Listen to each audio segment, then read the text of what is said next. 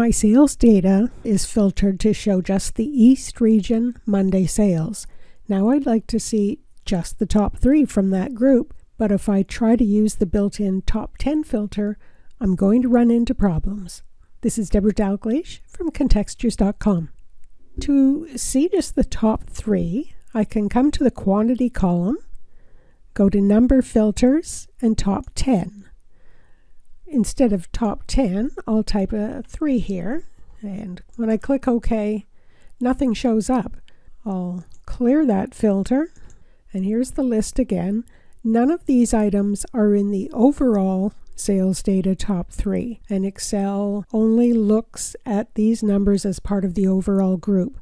It ignores whatever filters I have on here.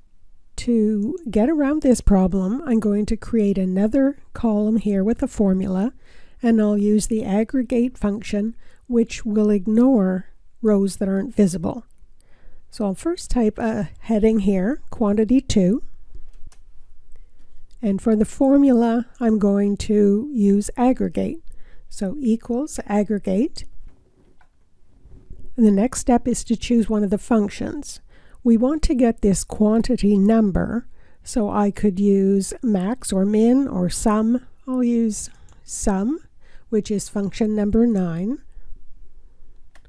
And then we choose options of what to ignore. Usually I choose 3, which ignores hidden errors, subtotal, and aggregate nested in here. 3, a comma, then what array. And I want to just get the sum from this cell, whatever quantity is in this row, and close the bracket and press enter. Everything looks the same. All the quantities match the original quantity. But in the hidden rows, the values would be showing as 0. And to check on that, I'm going to type an equal sign and link to cell F12. And in this cell, I'll link to the quantity 2 in row 13. So equal F13. And when I press enter, there's the 0. So because that row's hidden, it's not going to show a quantity here. So when I filter this column, it's only going to consider the visible rows in its ranking. So click the arrow, number filters, top 10, 3. And there are the top 3 from this filtered group, even though they aren't the top 3 overall.